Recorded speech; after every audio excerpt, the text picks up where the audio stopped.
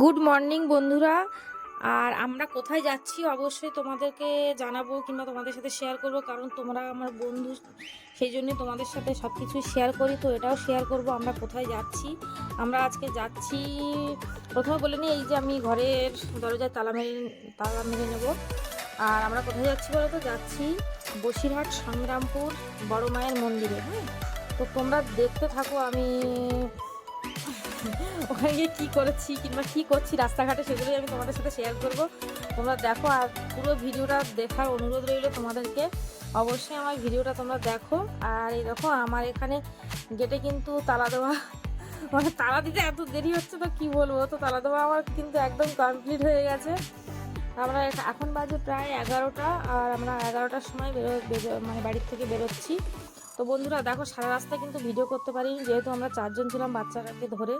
তো এখানে দাঁড়িয়েছি বসিরহাট চৌমাথা পেট্রোল পাম্পের কাছে। তেল নিচ্ছে আমার বর, যেহেতু অল্প তেল আছে সেই জন্য তেল নিয়ে নিচ্ছে, যদি রাস্তাঘাটে শেষ হয়ে যায় সেই জন্যই। দেখে কেউ চেনা নাকি অবশ্যই বলবে। আর এবার চলে আসলাম আমরা কেনাকাটা করতে। মানে এখানে লালবাগ নেওয়া হয়েছে হনুমানজির জন্য, আরও নেওয়া হয়েছে মায়ের জন্য শাড়ি, তারপরে ভোলানাথের জন্য ধুতি নেওয়া হয়েছে। তারপর ওখান থেকে চলে আসলাম কেনাকাটা করতে, বসে নতুন বাজার। তোমার বাবাকে তুলে নিলাম বলো। আর এই যে এখান থেকে আমরা ফল টল সব কেনাকাটা করে নিচ্ছি। দেখো অনেক বড় এখানে ফলের বাজার। তো তোমরা বসিরহাট নতুন বাজারে, মানে বাজারটা খুব চেনো নাকি অবশ্যই আমাকে জানাবে। তো এখান থেকে ফলের বাজার করে আমরা চলে আসলাম বসিরহাট ইছামতি নদীর ওপরে যে ব্রিজটা আছে সেই ব্রিজের ওপর থেকে আমরা যাচ্ছি। আর এখন কিন্তু ভাটা নদীতে, তো তোমাদেরকে দেখাতে যাচ্ছি নদীতে। দেখো তোমরা এই বসিরহাটের ব্রিজের ওপর থেকে কেউ গিয়েছো কিংবা এখানে এসেছো নাকি বলবে আমাকে সেটাও। এখন এত রৌদ্র, তোমরা কী বলবো। যাই হোক, অল্প অল্পই সব কিছু করেছি ভিডিওটা, বেশি কিন্তু ভিডিওটা করিনি, যেহেতু বড় করে তোমাদের একটু বোরিং লাগবে সেই জন্যই ছোটো করেই করলাম ভিডিওটা। আর এই দেখো রাস্তা কিন্তু ফাঁকা, আর আমার এতটাই রৌদ্র লাগছিল আর আমি শুয়েছিলাম খুব। তোমরা দেখো, দেখে বুঝতে পারবে তো এত, মানে কি বলবো, রৌদ্রে একদম শ্বাস ঘেটে কী অবস্থা হয়ে গেছে দেখতেই পাচ্ছি তোমরা। আমার চুল সব ঘেটে গেছে। আর রৌদ্রের জন্যই আমি মাথায় কাপড় দিয়ে দিই সারা রাস্তায় গেছি। আমরা কিন্তু প্রায় চলে এসেছি মায়ের মন্দিরের সামনে। আর এটা হলো বাজার, এই বাজারের আরেকটু পরেই কিন্তু মায়ের মন্দির। তোমরা কিন্তু অবশ্যই দেখো মায়ের মন্দির। সবাই তো আর এখানে আসা সম্ভব হয়ে উঠবে না, তো সেই জন্য আমি শুধু একা দেখবো, তোমরাও একটু মায়ের দর্শন করো, আমি সেটাই চাই। তো তোমাদেরকে দেখাবো।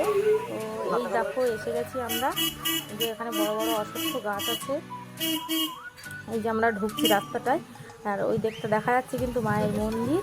তো এই যে আমরা এবার নামবো এখান থেকে। আর এইটা হলো মন্দিরের বাইরে, এটা মন্দিরের বাইরে চারিদিকটা। আর এটা কিন্তু একটা অশ্বত্থ গাছ, বিশাল বড় একটা গাছ। এই যে দেখো বাইরেটা দেখো, সত্যি বাইরেটা একটু দেখাই চারিদিকটা। এই যে বিশাল বড় একটা গাছ এখানটায়। আর তারপরে আমরা এই দেখো আমি ভেতরে ঢুকছি আমার মেয়ে আর আমি করে। আর ওই ব্যাগে আছে আমার অনেক কিছু, মানে মাকে দেবো সেই জন্য অনেক কিছু আছে ওর মধ্যে।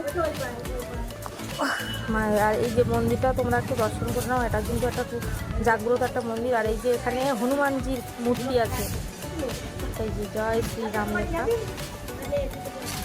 আর এই যে এখানে জুতো খুলছি, এক সাইডে জুতো রাখবো। এবার মন্দিরে যাবো আমরা। কোথায় আসছো তুমি? সংগ্রামপুর মন্দির, মন্দির কালী মন্দির।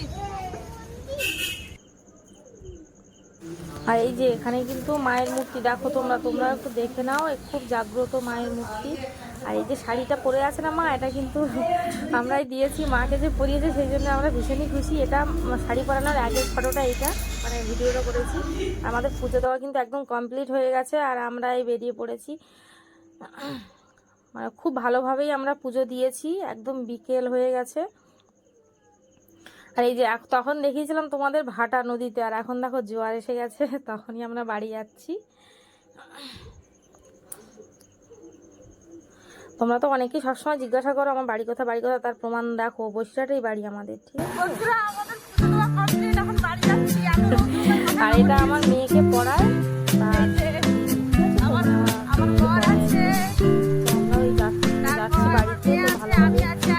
কমপ্লিট হয়ে গেছে।